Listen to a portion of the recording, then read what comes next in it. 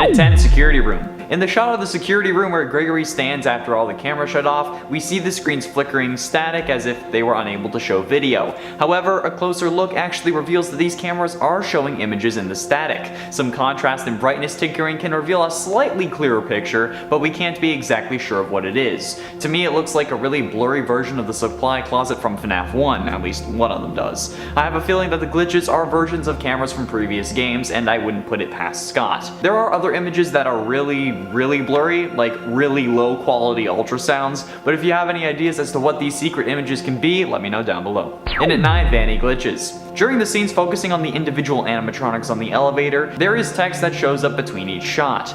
These say when fear takes hold and reality fails, the stage is set and insanity prevails. Each line of text glitches onto the screen, but within those glitches are hidden images of the antagonist of this game, none other than Vanny, the reluctant follower of William Afton. There are two images that are shown, one of her looking to the left and the other of her looking towards the center. The eyes that linger over these glitches also always appear above her head. Having these images be glitches on the screen obviously is a reference to Glitchtrap, and having eyes above her head is symbolic of being watched. So could Glitchtrap be watching her through these animatronics, making sure she's doing her job? They all have red eyes after all. Only time will tell. And at 8, Shadow Bonnie. During the scene where we see the first alcove containing the animatronics, we see Chica rocking on her guitar. Firstly, this appears to be the home of the animatronics while they're not working or during the night. But no matter how dumb that is from an AI perspective, there is another thing that is slightly odd about this little room. There seems to be some form of microphone or perhaps some other electronic attached to her desk that, while having a light directly on it, is still pitch black. It is also in the rough shape of Shadow Bonnie as they appeared in FNAF 2. It's not perfect, but it's still noticeable if you're looking for it. This could be a coincidence or a nice nod to a character that will be appearing in this game, like how Scott made Chica's party world for Sister Location. And it's 7, Cupcake. Also in front of that same alcove, we can see a few frames of Chica's famous cupcake in a display case, almost like it's a museum, or perhaps a memoriam to the old design of Chica that they had to abandon for this establishment, or because the fans love the cupcake and would be furious if it wasn't here in some capacity. There looks to be a plaque on the front of the display as well, indicating that maybe it's a bit of a showcase for the cupcakes and perhaps its history with the character of Chica. Maybe the Fazbear Entertainment Company is trying to push sugary foods less, or maybe they just want to get rid of the cupcake since it was involved with a version of Chica that was possessed by the soul of a child after Afton offered them more pizza. Maybe this whole area is dedicated to ensuring the reign of Afton never comes back. Good luck with that. Someone didn't listen to him when he says he always comes back, and obviously someone didn't look at the final shot of that trailer. And at 6, the eyes. There is a scene where we are running through maybe what can be thought of as a maintenance tunnel probably below the Pizzaplex. We don't know if anything is chasing us, but we can guess so since this shows over the line they won't stop hunting you, none of them will stop hunting you, suggesting that we are in fact being chased. Now at the very beginning of the scene to the left of the screen, on the very edge we see some lights. However, as our character runs, the fence or railing beside us cuts that light into 2 separate dots, very reminiscent of the eyes of good old Golden Freddy, the one who will not rest torturing Afton's soul in hell. While this may just be a coincidence, we know Scott doesn't do that sort of thing. There were probably multiple shots of this scene and he would have chosen this one because of that tiny detail. That may have been a mistake, but now I can't unsee it. Halfway through at number 5, design change. This is something I didn't notice until I went into the comments of that trailer. In the summer of 2020, Funko leaked the designs of the action figures for Security Breach, thus leaking the designs of the animatronics. People were pissed about this, obviously, since Scott had specifically told Funko not to release anything. What is it with Funko and leaks? Anyway, the designs of the characters from the gameplay trailer are actually slightly different to those of the action figures that were released. This is most notable on Roxanne's clothes, where Scott moved the black star shapes, and on Monty's guitar, where he removed or made the black stripes smaller. At least from what I can see. Chica's guitar is also a lighter blue and mostly white, as opposed to white and a darker blue from the original action figure. And the animatronics in the trailer are properly proportioned. The action figure heads just weird me out. Like, the pop figures are fine because it's meant to be that way, it makes sense, but the action figures, it's weird. And at 4, Ballora's theme.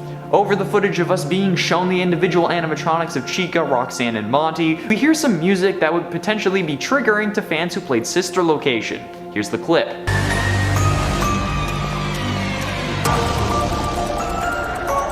This is very reminiscent of Ballora's theme from Sister Location, not the song she sings, but rather her theme music that has no lyrics.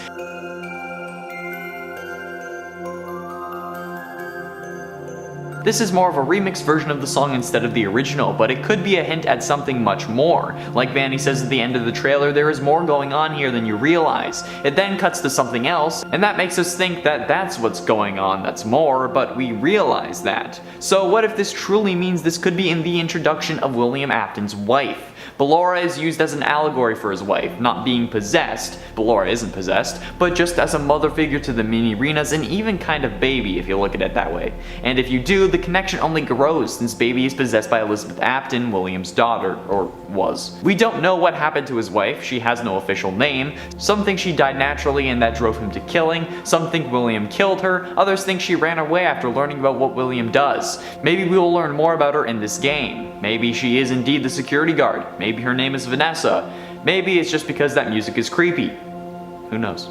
Getting close to the end in number 3, staff only. Near the end of the trailer, before the security breach logo, we see Vanny pop out from behind a door labeled staff only, indicating that she is a staff member. But why is staff an acronym? The term staff is used in many different ways, as a plural noun, adjective, and even a verb. But none of those uses use the term like an acronym. In fact, when I searched for the acronym, even with quotation marks, nothing came up. So this is definitely something odd. What could this acronym stand for? And is there actually a meaning behind it, or is Scott just giving us a red herring? Let me know your theories down below. Penultimately in number 2, purple. The color purple is everywhere in this trailer, no doubt a connection to the purple guy himself, William Afton. The trailer starts off with him speaking and then he is present throughout the whole trailer. There is purple in nearly every shot, and if there isn't, it's a color that makes purple, blue or red. Plenty of the neon lights are purple. Purple is a common secondary color throughout the pizza Plex. Even the logo that shines on the wall is purple. Chica's playpen has plenty of purple. The pizza Plex alcoves have purple. Chica's guitar is purple. Roxanne's leg warmers are either a dark purple or blue, but she's also wearing a red shirt. Monty's gloves and shoes are purple. The only animatronic that doesn't seem to have purple on them is Freddy. Maybe this indicates that he isn't under Afton's control. Everything in this trailer for the most part is related to the color purple. The logo is red and the text is glowing blue. Not to mention the ending with, finally, and at number 1, the arm. The final shot of this trailer is clearly a reference to William Afton. I know you noticed that. But what you might have missed, however, is the reflecting purple light that we can see in the reflection of his arm, throwing any theory that this is the Stitch Wraith out the window. At least, maybe. The arm also appears to have been melted at some point, or has had something melted onto it, like flesh perhaps, or the remains of a suit that caught fire after being lured there by your son and your former business partner. And at 10, cover shadow. I recently purchased the Freddy Files Updated Edition book off Amazon and find what details really seem to be the most important. It's also an excellent place to find confirmed details. But one thing I noticed a while after getting the book was that the shadow on the front cover. If you look closely, you can actually make out the shape of Freddy standing behind you, which I have to say is pretty damn terrifying. This implies that basically anyone who learns about the Fazbear secrets because of this book, which is presented to be some form of secret files on the cover, will get gotten by Fredbear. This makes me think that there is certainly something more to this company, definitely something shady that we aren't really considering, or that just hasn't been presented yet. But it very well might not be that deep, but let's be honest, with Scott, it probably is. In at 9, Nightmare Zendo. Now this was pointed out to me last time, because in part 12 I mentioned how Nightmare seemingly has a brain, but many people were very quick to point out that actually that's Nightmare's endoskeleton, and you can actually see it specifically in FNAF VR, and it's actually true, which is just weird and just freaking insane, because like he's a dream. Why would he need an endoskeleton? Anyway, apparently the animatronic was used in Ennard's VR minigame, and I can't seem to find a particular situation where he's there, but I'm sure it's in there, since if you check the animatronic gallery, available after you complete the main game, not including the tape endings, you can see the animatronic right there, clear as day, clearly listed being present in the game files. So that was something I never really knew about, and I'm glad that I found out. So thank you for bringing this to my attention. If you have any more details, feel free to comment them or message me on Instagram. Messaging me is a more direct way to getting the information to me, however, because I do read the comments, but it may take a while. And at 8, Funtime Chica Remnant. Now this point seems like it would be obvious, but not anymore thanks to some recently revealed information. In the FNAF novels, once Afton discovers that the original animatronics are possessed, he melts their endoskeletons down, resulting in the creation of remnant, basically molten possessed metal. But then he takes this metal and uses it to give life to the Funtime animatronics. So if there is indeed a Funtime Chica, does this mean that she got the same treatment? Because if she did, which it seems to imply that she does, then the original 5 missing children didn't have all their remnant burned, meaning that the FNAF 6 fire was pointless and Henry, along with our character, died for nothing because the mission wasn't complete. I mean, I think Henry would have taken this into account, but maybe Enter just figured that he didn't need Chica to handle it. I mean, you can purchase a Funtime Chica for the restaurant in FNAF 6, but if you choose not to, does that mean that you end up ruining the story? I don't know, since in FNAF AR's Fast Facts, it's revealed that the Funtimes were among the first animatronics made by Afton. So maybe in the continuity of the games, the Funtime animatronics don't contain the souls of the original 5 missing children, like at all, unless it was just like injecting the metal here and there instead of making whole endoskeletons out of it, so it could have been done later. I don't know. And it's 7, not for us. The job of FNAF 6 was not meant for us. This was made clear by Henry in his final speech, saying, quote, "And for you, my brave volunteer, who somehow found this job listing not intended for you." This begs the question, if it wasn't meant for us, how did we find it? Since if a job is created for one specific person, I feel like it would find that person, and maybe even only that person. But not like in a metaphorical sense, like, oh, this job was meant for me. No, like this job was literally intended for a certain individual, yet somehow Michael Afton found it and then got it over that other person. And we know that this is the case, since this isn't a pre-recorded message, and instead live. Since if it was pre-recorded, Henry wouldn't know that it was a different person, or that Elizabeth was the one that he had cut off as soon as he started talking. Quote again, "Connection terminated. I'm sorry, Elizabeth, if you even remember that name." End quote. And at 6, like father, like daughter. It's actually in the same speech where we find out that Baby has always intended on being an evil animatronic, even to her own brother. Quote from Baby's part of the final speech, "I will make you proud, Daddy," while talking about how she's gonna get us though. But why would she say this? She knows her father is there, actually. He's in the form of Scraptrap. So did Baby intentionally do this just so that she could become like her father? Did her death twist her mind in such a way that she now assumes her father will be proud of her if she was like him? Or is this something that William taught her? Because if we're looking for a reason his kids died, maybe it's because they wouldn't join in his killing spree? I mean, getting a kid to lure away kids is certainly easier than luring them away yourself. I mean, I don't know from experience, but I'm guessing. And is that why Fredbear's mouth was so powerful? Powerful enough to crush Crying Child's skull? Because William needed him to die so he wouldn't out him? Or at least put him in a coma and then put him back together, enhancing him so that he would want to help his father? I mean, it certainly seems that way. Maybe this is what Scott meant by nobody had solved FNAF 4. Halfway through in number 5, intended owner.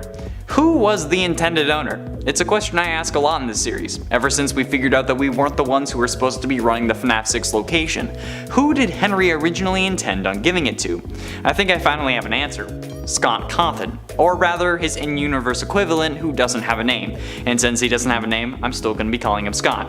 So if Scott was the intended owner, there would have to be some form of connection, right? What could it be? Well, he's an indie game dev who made the games joking about the Fazbear tragedies because Fazbear paid him to do it, so he knows about everything that went wrong there, so maybe that's why. Henry's whole plan was to make sure that nobody remembered what happened with William and his misdeeds, so maybe he was going to bring in the one person he knew for sure knew everything that had happened. Maybe there was never actually a way out plan for him, and Henry just says that as a segue to inform us that he knows we ain't gonna leave. Maybe our character wanted to leave but just couldn't. I mean, the intentional owner being Scott's stand-in makes even more sense when you consider that Scott is the owner of the series. I mean, at least he was. So could it be him? Probably. I hope so. And at 4, animatronic interference. But why did we find the job if it wasn't intended for us? I know why. Again, in Baby's portion of the final speech, she seems to imply that the job was meant for us. You think that this job just fell out of the sky for you? Well, yeah, it would have had to if it wasn't intended for me, right? Well, it may seem like Baby just doesn't understand what's going on. Let's think about it. Who is Baby? She's our sister. She's Elizabeth Afton. We see her get scooped, hence the stomach mounts on the FNAF 4 animatronics. I mean, we loved each other. We're family. And it's not like that went away. We went to sister location to find her. That's why we're here. She loves us and wants us to be a family again. The whole gang is back together. Us, Her and dear old dad. She interfered and sent us that job. That's why it didn't just fall out of the sky. It's because of her. This may be common knowledge or well known at this point. I didn't think about it until I was watching that speech over and over again for other numbers on this list. Baby is the reason we found it, and Scott was the one meant to have it. At least it seems that way. But that's just a theory. A game theory. Getting close to the end into number 3, Sentience? Now, turning to the Fazbear Frights books for this number, could the animatronics actually know what they're doing? Or is this just their agony acting out? Quote from Dr. Phineas Taggart from the Book 3 epilogue, that you can take a saturation of agony at any kind of intelligence, even an artificial one, and they will combine together to transmute the energy of emotion into the energy of physical action. So it seems that Phineas believes that the emotion is what dictates the actions, not the individual who the emotions came from. This could explain the rash behavior of the animatronics and why they seem like they're in pain. It's not the children controlling them, it's the agony. The actual spirits don't have any reasoning behind their movements, they just go. That's why Elizabeth wants to make her dad proud, because while in agony she can't think straight. We just do, we're impulsive. That's what's going on with these animatronics. And we know that Phineas must be right, since he proves his thesis by creating the Stitch Wraith, which promptly kills him because it's full of the agony of multiple different things, not just one individual. Damn, a whole lot of things seem to be coming together. Penultimately, in at number 2, FNAF 4 VR. The series of minigames known as Night Terrors in FNAF VR is based on FNAF 4. We know this thanks to the appearances from Nightmare Eon and Nightmare Fredbear, as well as just the design of the room. But my question is, how do they know what this room looks like? And how do they know what these animatronics look like, for that matter? We're meant to believe that FNAF 4 takes place inside Crying Child's brain in 1983 while he's in the hospital. So how could they possibly know what these look like? It's the same reasoning why I thought Mike had to be the Crying Child, because of the drawing of Nightmare in the survival logbook. But Crying Child dies after experiencing these nightmares, so how could anyone have ever been described these animatronics or these locations? We know the dream house isn't like his real house thanks to the 8-bit minigames, so how did they get this model? Did they have a visualizer in the hospital room? Because we can't even see our dreams in 2021, let alone 1983.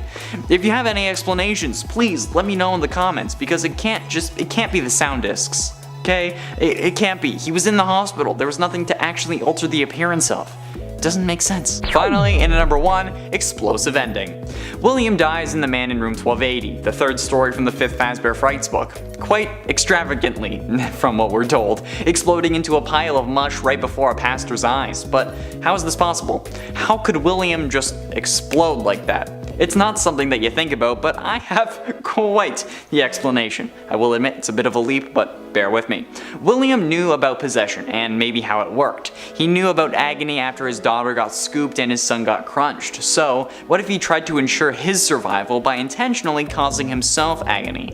Injecting or installing some form of explosive that, when triggered or when in the vicinity of a Fazbear warehouse, would cause him to explode from the inside out, creating what possibly is one of the most agonizing ways to die, even for the FNAF series. I mean, this guy was absolutely mental, even potentially injecting himself with remnant in an effort to stay alive. So for me, it isn't out of the question for William to just shove an explosive inside him just to make sure that his goal was achieved. I mean, I hope that pastor didn't get a mouthful of, like, William guts. That doesn't sound fun. And 10, Freddy in the bathroom. Freddy is in an odd situation when you look at things from an outsider's perspective. Sure, we know he likes to hide from the camera, and technically these robots have no sense of biological sex, but like, come on, Freddy. You should know not to hide in the girl's bathroom no matter what, unless you want to get cancelled. However, that's not the scary part. Even though AI sentient enough to have that kind of crisis coming was pretty damn terrifying. The scary part is that what if we've been wrong this whole time? What if Chica isn't the only girl in the series? If Freddy is also a female, this could flip everything on its head. If we can't even understand who Freddy is meant to be, can we really trust anything we know about the series? We thought Scott threw a curveball when he added himself canonically into the games, but what would happen if Freddy was female? Oh boy, I'm having an existential crisis now. And 9 scrapped features. It turns out FNAF had a whole load of features planned that were never actually implemented fully or that were changed last minute. I talked about how Freddy was only meant to jump scare you after you lost power in another video, and I talked about a few others in different FNAF lists. If you guys want a whole list on scrapped FNAF features, let me know in the comments. Is it something that people would actually want because it's something that I want to do?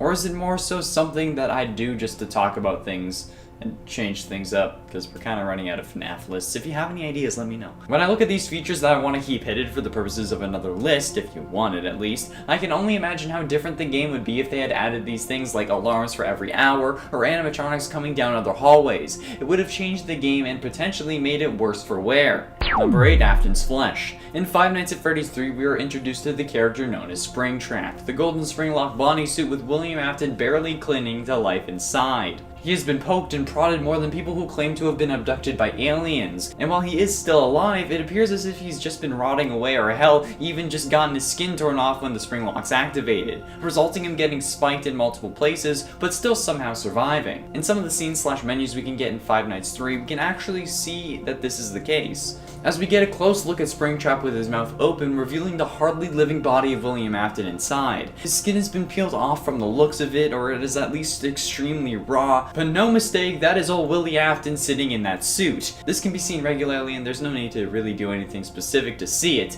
but it does require a keen eye, and I can tell you I never noticed it. I can't even see the ketchup when it's right in front of me, let alone something hidden underneath a golden spring bodysuit. And at 7, golden background. FNAF 3 introduced the mechanic of needing to make repairs. Maybe the ventilation got shut down, or the audio was corrupted, or maybe the camera stopped working. And if any of this happens, the player needs to reboot that system. While you do this, the cameras you see are just static. However, sometimes the static can sometimes show the face of Golden Freddy. Like, dude, I know times are tough having to deal with like 15 missing children at this point, but there's no need to turn into a cam girl. Not that there's anything wrong with that. Oh crap. I'm not getting out of the semi. No matter what, it is indeed possible to see the face of Golden Freddy in the static. It's not clear, it does take some keen observation, but it's quite subtle. But once you see it, you will never be the same. Mostly because you'll have seen it, and that means that you will have changed, because before, you hadn't seen it. Logic. And at 6, the Hidden Skull. Man, FNAF 3 has a lot going for it, doesn't it? The FNAF 3 minigames are honestly the main game of FNAF 3. You gotta play them to get the right combo of numbers to dial into a brick wall, then you gotta click the toy Bonnie on your desk to get the glitch minigames, and then you need to put 5 kids to rest in order to get the good canon ending to the game. However, if you really pay attention during the free roam minigames, if you head to the supply closet, somewhere I don't believe that Shadow Freddy brings you, you can see the same supply room from the first game. However, going off script doesn't help you just to see a nostalgic location. Actually, it can reveal something even more sinister in the form of a child's skull on the shelf in the background. Yeah, in a series all about missing children, we get one of their skulls right behind us as we head up to be dismantled by the purple guy. I mean, I guess we're the dead child in this scenario, because we've already possessed the animatronic. So does that mean that it's our skull, and that's why we don't pay attention to it? Or is it because we were killed, so we know it would be there? Halfway through at number 5, nicknames. The news clippings at the end of the FNAF games always focus on one article. The place getting shut down, the place reopening, the place burning down, and in the first 2 FNAF games, the stories on the outside weren't actual articles. It was just some random text meant to fill up the space. It's commonly referred to as lorem ipsum, at least it was when I was in school. However, in FNAF 3, Scott decided to include some of the story of him creating the games for the fans with the more powerful glasses in the world. One article talks about how his last attempt at becoming a game designer was a toss-up between a remake of his first game, a sequel to another one of his games called Desolate Hope, and an entirely new game about animatronics and pizza. He went with the latter obviously, and that was probably the best decision he ever made. However, later on he also reveals that the iconic names of Bonnie, Chica, Freddy, and Foxy were just nicknames he had in development. He would call them that before actually coming up with their real names. However, after calling them that for so long, he grew attached to the names and ended up keeping them. Probably another good decision if I'm being honest. Can you imagine what it would be like if Bonnie was named like Albert or something? Actually, that would be scarier. And at 4, paper plates. Let's take a break from FNAF 3. In FNAF 2, on one of the cams, you can see 3 paper plate crafts that resemble the 3 main animatronics. Sometimes, though, they can take on a mind of their own. At least the Bonnie one does. It can sometimes not appear on the camera view and then just later appear in your office. How did it get there? Who placed it there? Was it an animatronic? If it was, why didn't they attack us? Was it a phantom animatronic? Can they even do that? Is this plate animatronic possessed? Was a kid stuffed into the paper plate bag? Like, I know this is a horror game, but like, come on! Nobody else is working there at that time, and so how the hell did this thing move? Oh, and also it could have happened in FNAF 3 too. It was a short one, but it was a break nonetheless. Getting close to the end, in at number 3, Family Portrait. Family is everything to a lot of people, and while Scott was stuck in a job he didn't prefer and kept failing at making it in the career he really wanted, I can't speak for him personally, but I'm sure his family was helping him get through it. His wife and kids I'm sure are one of, if not the reason he woke up in the morning, so in honor of them and to get some more assets for the game, he used their images wherever he could. Particularly in FNAF 4's hallway, all the pictures on the wall are Scott and his family, and in Ultimate Custom Night, the face of the one you should not have killed is a picture of his son with the contrast cranked to the max. Family is so important, and Scott both honored them and immortalized them in his games by incorporating their family pictures into them, which is so sweet and honestly touching. Something that you don't expect to get from a FNAF game. Man, if only he treated MatPat like that. And ultimately, at number 2, Living Proof. Let's take another break from FNAF 3. Okay, that's enough. In FNAF 3's minigames, we see the story of how Springtrap came to be. We see Afton dismantle the animatronics and then unintentionally release the spirits of the dead children, who then come to spook him or get an apology. I don't know what the ghosts of 5 dead kids are gonna do aside from keep you in hell for all eternity until you escape by mind melding with VR video game testers. Anyway, as we see from the game, Afton gets scared by the spirits and then runs into a spring bodysuit to feel more powerful, probably hoping it would scare them because it was this character that killed them in the first place. However, thanks to the water dripping in from the outside, coupled with Afton's haste, he ends up getting snapped by spring locks and collapses. I've seen many comments over the months we've been talking about FNAF where people say that this is where Afton died. This honestly has never sat well with me. I always believed he was alive in the suit, and now I know why. In this scene, we never see him stop moving. Sure, he could have died and possessed Springtrap like some have suggested, but if that was the case, he would have stopped moving. He also wouldn't have eyes that are full of life like he does in the Springtrap suit, since, as I said before,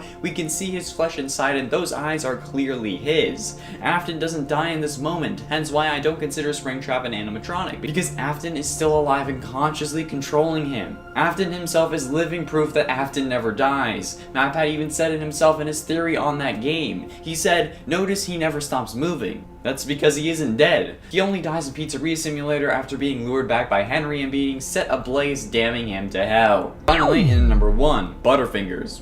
On the main stage in FNAF 1, we see 3 animatronics, Freddy, Bonnie, and Chica. When we leave the camera or decides to cut out for a moment, we can see Bonnie leave, and then Chica, and then Freddy doesn't leave until like, no, night 4 or something, right?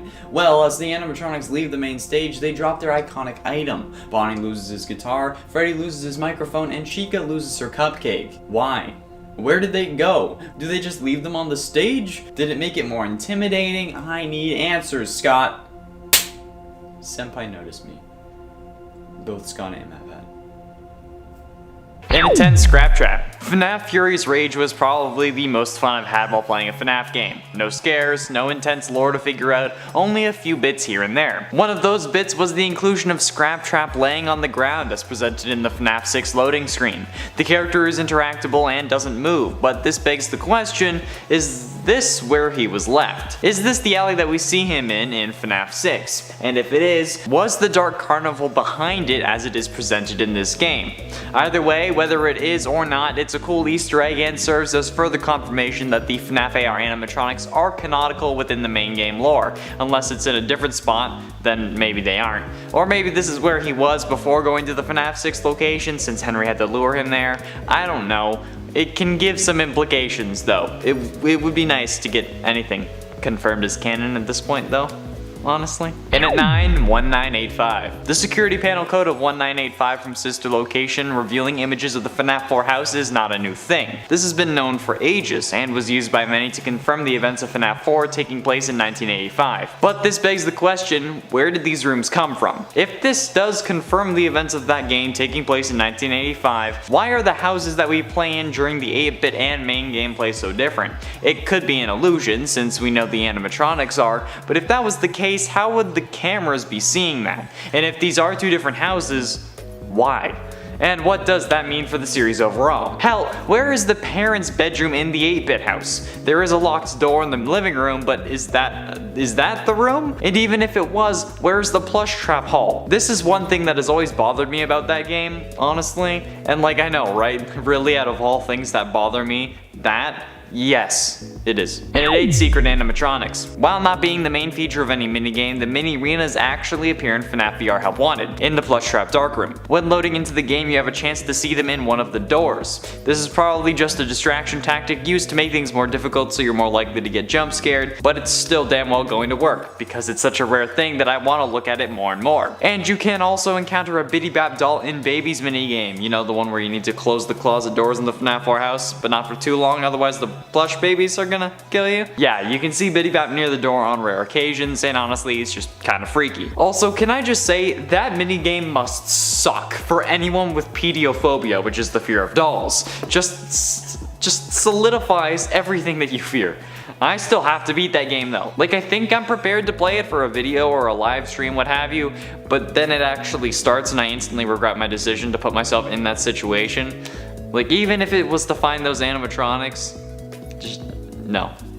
Instant regret. And it's 87 days. This is fairly well known at this point, but there are some of you who are new fans to the series and don't quite understand how crazy this is. The first FNAF game was released on August 8th, 2014, a day after my friend's birthday nearly 8 years ago. That game was a hit after being discovered by MapPad as well, who really introduced many of us, if not most of us, to the series. The game did end up getting a sequel, obviously in the form of the FNAF 2 prequel, which was released on November 11th, 2014.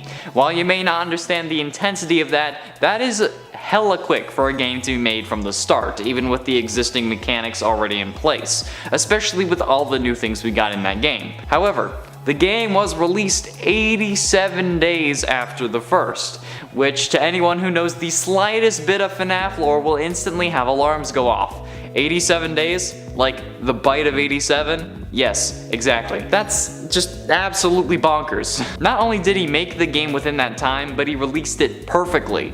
I still don't know if it's a coincidence, but knowing Scott, this is the first in a long series of lore teasers and hints, and I find that absolutely astounding. And at 6, the box. The FNAF 4 box has, like the bite of 87, been a pain in the ass to all FNAF fans. And those who try to explain things have been struggling for a while to explain what could be inside the infamous box. However, FNAF 6 might have given us the answer that we were looking for with its final speech. Henry's final speech from the true ending of that game. Take a look. That you are trapped. Your lust for blood has driven you in endless circles, chasing the cries of children in some unseen chamber, always seeming so near. Did you see it? The layout of the FNAF 6 pizzeria is oddly similar to the layout of the FNAF 4 box. And stories from Candy Cadet talking about 5 things becoming one thing and then getting put into a box makes sense of this as well. 5 animatronics, however you want to count it. Baby, Scraptrap, Molten Freddy, the Puppet and Lefty, or Molten Freddy is most of them.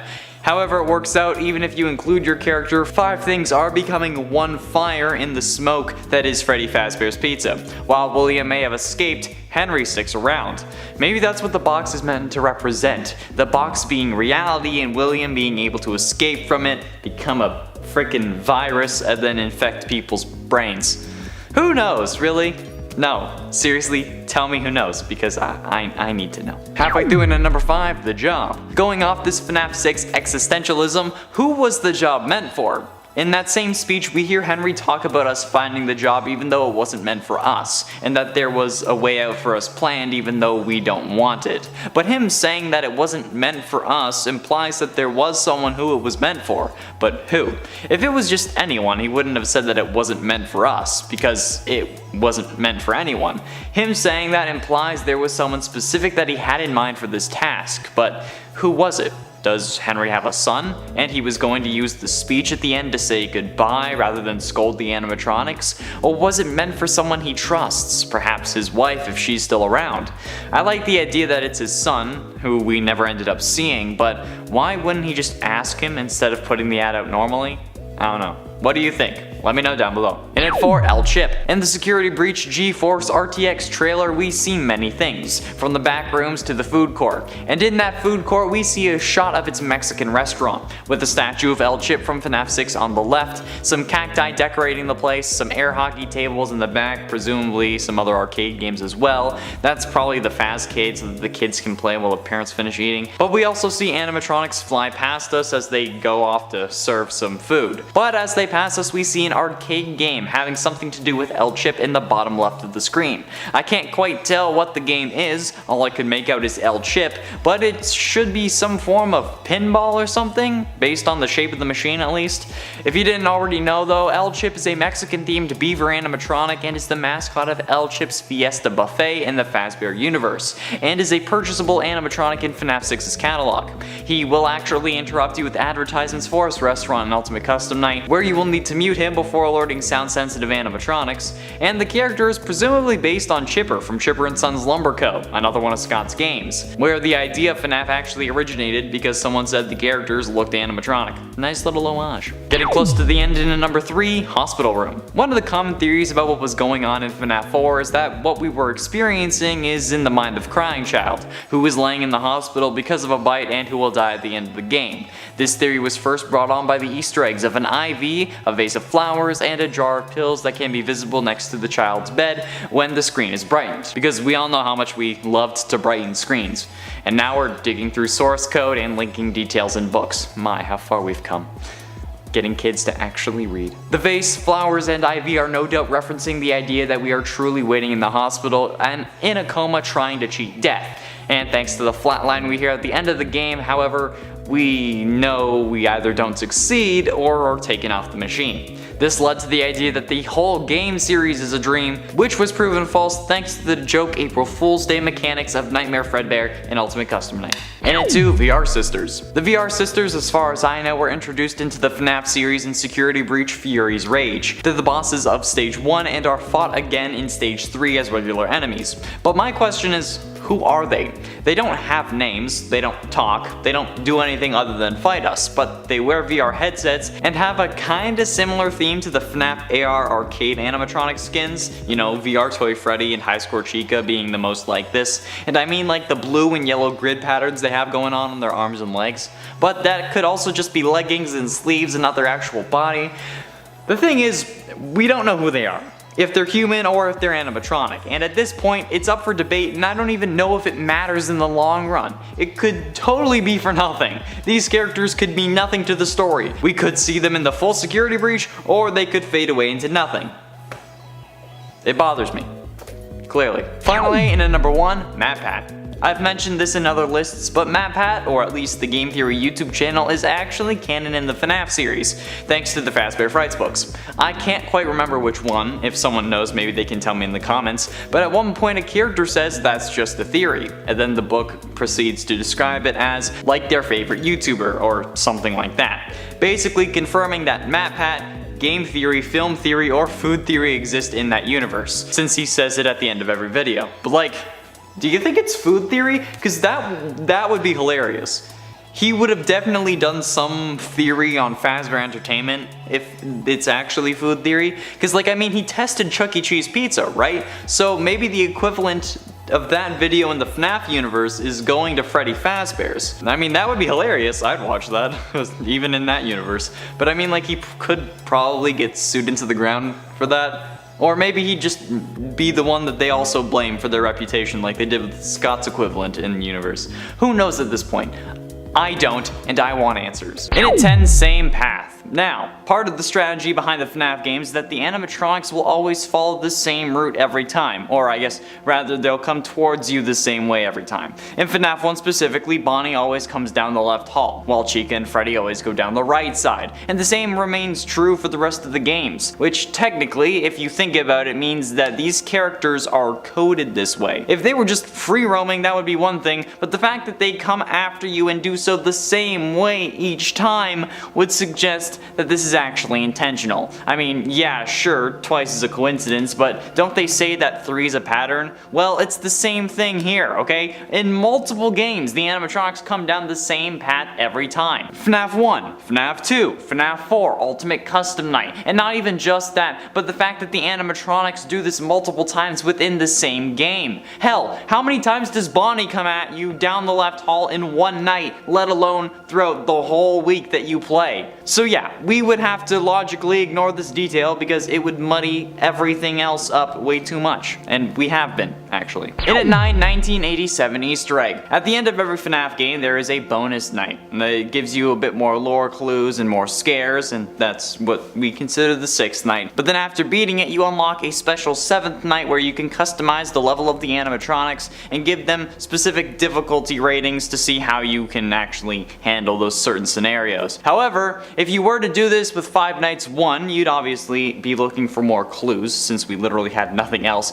and we were trying to figure out what would first be an incredible series of games. But if you tried to solve anything and you tried to be a little sneaky to figure out what that whole bite thing was about, and you put the animatronic levels to be 1987 in that order, like 1, 9, 8, and 7, the year of the bite, you'd end up getting instantly jump scared by Golden Freddy. Which is funny, but it could have had deeper implications. If you look at it through the lens of every detail means something, if you end up really thinking about it, and probably too much, you can end up seeing this as an implication that maybe Golden Freddy caused the bite of 87, and that Jeremy Fitzgerald, who we would play as in FNAF 2, who many assume to be the bite victim, could be the one possessing the animatronic. At least if we ignore that the whole missing children's incident thing takes place 2 years prior. But then again, that's just something else that we would have to ignore, so it still works. In at 8, Death Coin. In Ultimate Custom Night, you are able to get an item called a Death Coin. This allows you to use it and eliminate any animatronic from the game. This works with most animatronics. It removes them from play, and then you won't have to deal with them for the rest of that playthrough, or I guess technically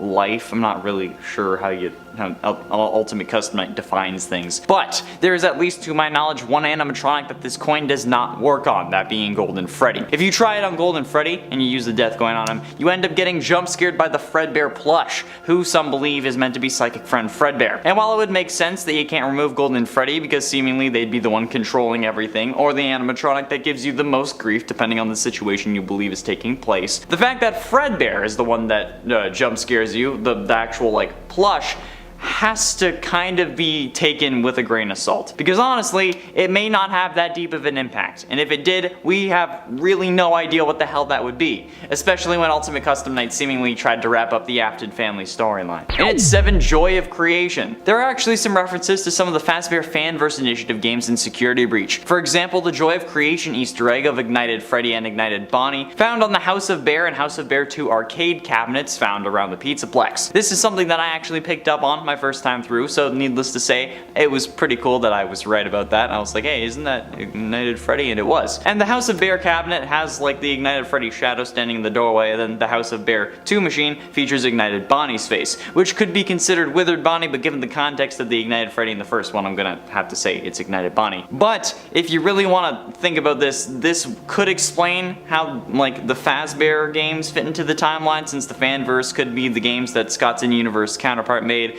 which would explain why they would have their own FNAF 1 titled FNAF Plus. But honestly, we're probably meant to ignore this idea, because let's be honest, if that was the FNAF 1 of this universe, the company wouldn't have arcade cabinets featuring the characters. So this is probably just meant to be like a happy little reference for fans of that series and nothing more.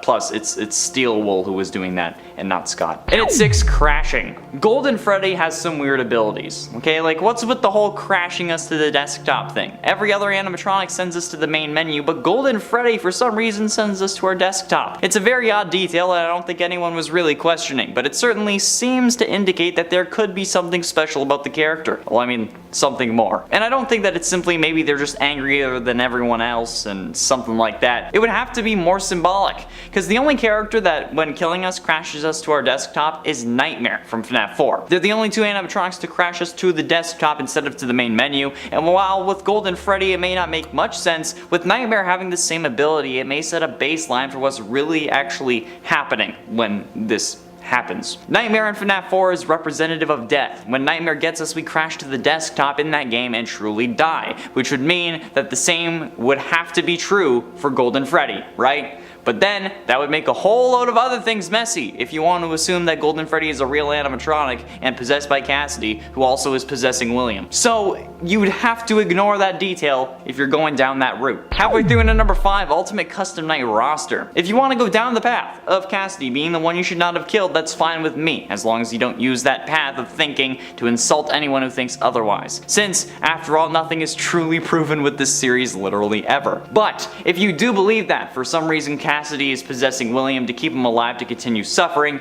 you kind of have to ignore the animatronics present in Ultimate Custom Night. Because there is no possible way that Cassidy could know about the nightmare animatronics. It doesn't make sense if she did. Crying Child is the one who's seeing these nightmares in his coma while in the hospital in FNAF 4, as evidenced by the flatline that we hear at the end of the game. And since he dies before waking up, he wouldn't be able to share this information with anyone. You can say that he let Cassidy know about them while they were sharing Golden Freddy or something, but that's you ignoring other details in the series. And if Cassidy wasn't Golden Freddy, how could she also be possessing William? You'd again be ignoring every other detail that we've learned about possession. And why are the animatronics calling the one you should not have killed him if it is Cassidy? Cassidy is a female in this universe, as evidenced by her counterpart in the novel trilogy and the only other human in the logbook. And if you want to say that they're saying him because of Golden Freddy, again, how could she be possessing both? And why would she make these animatronics that she is creating call her him? If she's mad about being killed, why would she be referring to herself by her animatronic? Okay, it doesn't make sense. Unless Cassidy is possessing William as the vengeful spirit, and the one you should not have killed is Crying Child, who Cassidy is using to torment William. But even still, for this to work, you'd have to ignore the nightmares being present in that game. And at 4, Nightmares in VR. On that same line of thinking, how are the nightmare animatronics present in FNAF VR? If we are to assume that FNAF 4 is an actual canon plot point in the series, then these animatronics being present would be impossible. The only way that this could make sense would be if FNAF 4 specifically was one of the games that Scott's in-universe counterpart made. That's the only way that Fanverse Entertainment would know what these animatronics look like. And it would explain why they would be present in the game that they're using to say like, yeah, this happened, but we're better now. Since they're trying to rebuild their reputation as we learn in this game. But that also calls into question every other game that we've played, because FNAF 1, 2, 3, parts of 4, and even sister location animatronics are in FNAF VR, which would mean that if they remade FNAF 4 because it was an in-universe game, every other FNAF game before this or even before FNAF 6 would be just that, a game. Getting close to the end, and at number 3, Fire Dave. Found in one of the various lore duffel bags that we can stumble upon in Security Breach, it's a customer complaint titled Hi Dave, which upon inspection reads, quote, "Customer complaint. You should fire Dave. He sucks." And while it is short and sweet and to the point, it's also seemingly a reference to the FNAF novels, since if you're unaware, in the novels William Afton was introduced, but at first he was going by the alias of Dave Miller. And considering how this customer says that you should fire Dave, I think that's a pretty telling way to reference the book's most infamous employee.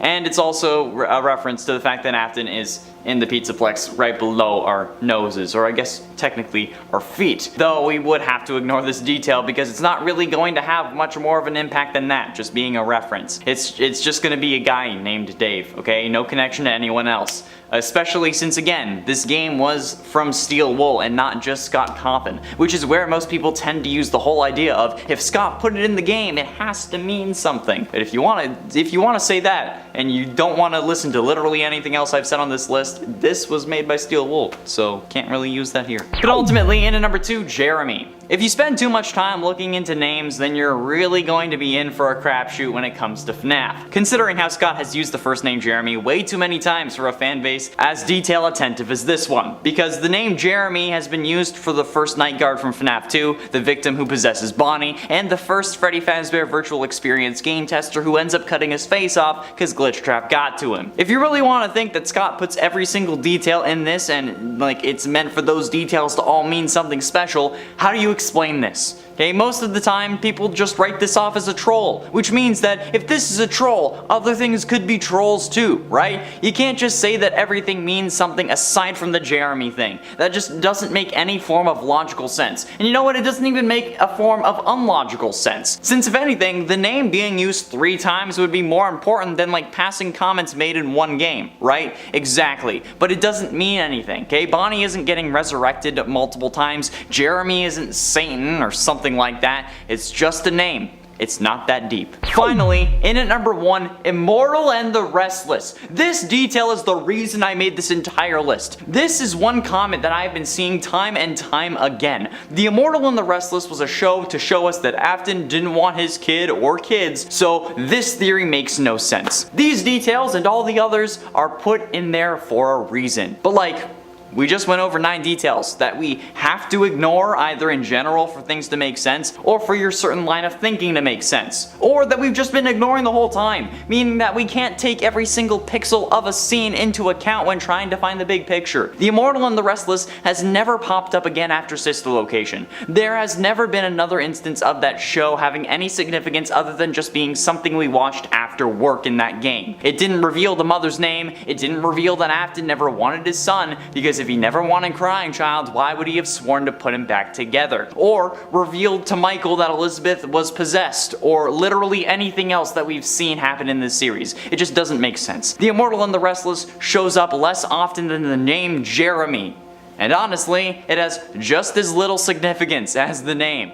It was a soap opera, okay? What I watch on TV doesn't mirror my life or my family's situation unless it's Dr. Phil. And why would it mean that William didn't want Crying Child? Why couldn't it be that William thought his wife was having an affair? Maybe if this does have significance, it's meant to show that William snapped and killed his wife when Crying Child was born because he didn't think that it was his son. Yeah, exactly. Thank you for coming to my Fred talk. Schooled. At 10, Ruin. We know that the main title of the DLC is going to be Ruin. Now, whether this will be referencing my opinion of the series or the actual state of the Pizzaplex is unknown, but based on the poster, it's possibly both, because the Pizzaplex looks absolutely destroyed. The Freddy statue from the lobby is in pieces, and there is plenty of rubble all over the ground, and you can see the walls next to the escalators are actually pretty banged up. It's not clear if this is exactly how the lobby will look, since this is just an illustration, not a screenshot from the game, but it is still possible. They could design the damage around this poster, or they could have taken a screenshot and then had someone illustrate it instead, which is entirely possible. But given that this is going to be released in 2023, I doubt that they have stuff made properly for it. They may still be working out the storyline at this stage. In at 9, Free. The name of the DLC may be Ruin, but I'm damn glad it won't ruin my wallet. Especially when the main game was oddly enough in ruins and still cost me $50. And this was before I started buying cheap frozen meals to feed myself, so I was pretty broke. But honestly, I'm pretty glad that this DLC is free, especially with the amount of mods that are probably going to come from it. And it's also probably an attempted apology from Steel Wool since, like I said, the original game was so busted and unfinished when it originally came out. Did you know that despite being incomplete, the original game uncompressed was 86 gigabytes? That's a bigger game size than Skyrim, for God's sakes. That's around the game size or like a file size or maybe even a little more than Grand Theft Auto 5. That's absolutely insane. And now it's around 62 uncompressed, which is nicer, and it's 41 compressed. But still, goddamn, that's a lot for not that big of a game when you really think about it. In at 8, 2023. Yes, as I said earlier, the DLC will not be releasing until 2023, which is unfortunate, but it could actually be a good thing. Firstly, it gives me at least another 8 months of DLC themed content before it actually releases, if it is released in January and then the hype dies down for it. But it could also mean that the DLC will be even bigger and better than any previous one, like adding just a couple of more nightmare animatronics or a couple of more levels. However, this also raises the question of, is this the case, or are they just taking their sweet time because all of this is a free DLC? Like, can we really expect to play something huge for free? I doubt it. Like, the only reason it might be free though is because it's affiliated with Scott. But after Scott stepping down, I don't really know how Steel Wool would handle this kind of thing if they were doing it on their own, so I can't really say for sure. And it's 7, Vanny Cam. We can also see 6 monitors on the poster which have multiple images of security cameras and Gregory on them. Across the 6 monitors, there are 4 total images that appear, with the bottom 2 being the odd ones out, and the 4 above that being 2 different images. One of Gregory looking surprised, and another of Vanny looking at the security camera that's glitching out. Very reminiscent of the iconic Bigfoot image that's very blurry, where he's walking like this. And I think that this is actually one of Scott's clever tricks, like how he used the keypad and sister location to tell us that Crying Child and FNAF 4 take place in 1983. I think that Scott or Steel Wool is doing the same thing with this poster. By glitching Vanny out on screen, they're showing us that either A, Vanny was the entity that Gregory was talking to that was mentioned in the therapy tapes, or B, that Gregory having his vision glitch out when she is nearby is due to Gregory being a robot. It could be either, but it could also be both, considering how these are both next to pictures of Gregory looking surprised, and they're on both sides of the screen. 2 pictures, 2 eyes. This is the real 2-eye theory. And at 6, brightness. As always, the first thing you do when you see any FNAF promo art or any image that's related to FNAF at all, you go and brighten it to find more details or maybe even some secrets. And the first thing that I noticed is that there aren't any question marks on this poster. Thank God. But there's also quite a few things that got revealed to me. Firstly, at the top there are actually 2 windows on the poster instead of the one that just seems to show up in the original. These windows also look like they are angry eyes, which could indicate an overarching villain. There are also a very faint set of eyes in the top right corner as well, aside not including the ones on the left that are clearly visible, but the ones on the right could just be an anomaly since they are very faint. And I also see that the girl in the middle doesn't have any color on her aside from her shoes. More on that later. And the floor also cuts off at the bottom, but the rocks on top of them don't. Mostly because at this point the ground has pretty much faded into black, but the rocks would still kind of be visible. But seriously, this girl is in black and white. Halfway through, and at number 5, collapse. One of the big questions we, or at the very least I, had after Security Breach was what part of the Pizzaplex collapsed after the cave-in during the true ending. And it was really up in the air whether it was the entire Pizzaplex or just Roxy's Raceway. I guess they kinda left it that way depending on what they wanted to do. But this poster and the title confirms that the Pizzaplex itself is in ruins. The whole place is a ruin. The giant Freddy statue from the lobby is destroyed and there's rubble everywhere. There are still some questions, of course, like it is just an illustration after all. How's the rest of the Pizzaplex doing, for instance? What happened to the other animatronics? What's the main goal of this DLC? But while the latter may have been answered thanks to another detail from the poster, I don't think we'll have any answers for a while. The DLC doesn't come out until next year, which is absolutely insane, but at least it's free. And at 4, eyes. And while Gregory's eyes may be robotic, there's another set that I would like to point out in this Security Breach Ruins poster. The red eyes in the top left corner of the screen. Now, this is very clearly Vanny, but since I've seen a few people get confused by this, let me explain why. The eyes are red, which we only really see Vanny have, since Springtrap's eyes glow purple, and the animatronic eyes don't really glow. We also know that Vanny might have been able to survive the collapse due to her being controlled by Afton,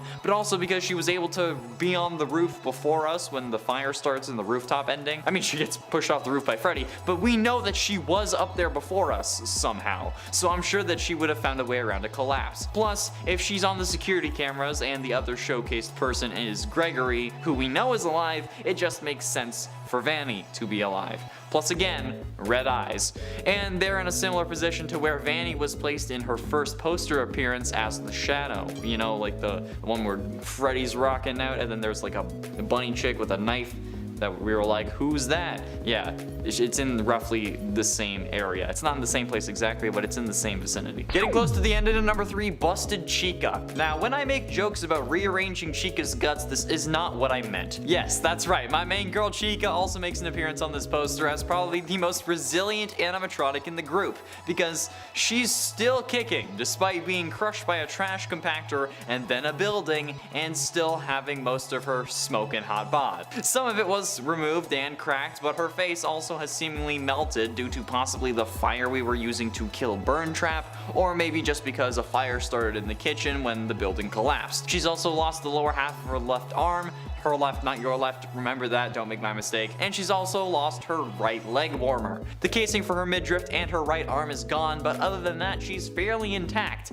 at least compared to Monty. Also, interestingly enough, only Chica's white face melted, meaning that it looks like someone, spilt frosting all over her face. I guess that takes the term busted to a whole new level. But ultimately, in at number 2, Help Me. Very reminiscent of the Save Them minigame from the earlier FNAF games. I'm pretty sure it's FNAF 2. You can see Gregory's face on the bottom left monitor with the phrase "Help Me" underscore written in green lettering. This seems to me to indicate that we may have a potential plot idea brewing where we need to save Gregory and Freddy after the collapse of the Pizzaplex, but we know that Gregory and Freddy sit on the hill in the final shot alone in the true ending, meaning that if we do end up having to save him, our player character will most likely die in the process. This also means that we will not be playing as Gregory, but more on that in a moment. The underscore here could also be another indication of Gregory being a robot, but it could also potentially just be a reference to a file within the main game or within the DLC that could contain some secret information. But I have no idea if that's true. That's just speculation for the time being. I'm gonna have to look in through the actual security breach game files before the game comes out to see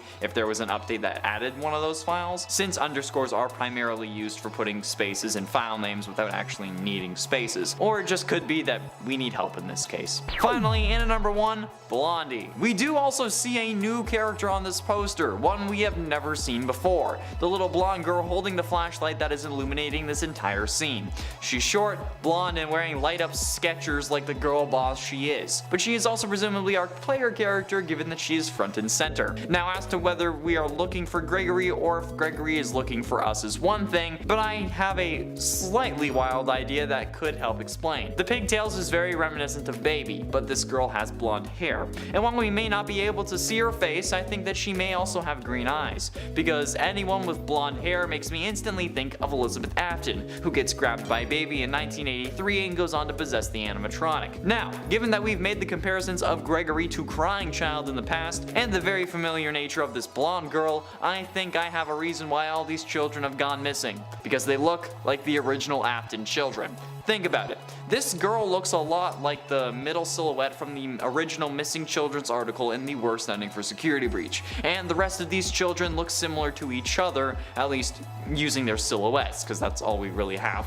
Plus, look at her light up Skechers, okay? Red and purple lights. I'm sorry, but when have we seen purple and it hasn't been an indication of Afton? Plus, the red is exactly like Vanny's eyes. This has to be one of the 9 missing children, right? That got released thanks to the collapse of the Pizzaplex? Like, come on. That has to be it.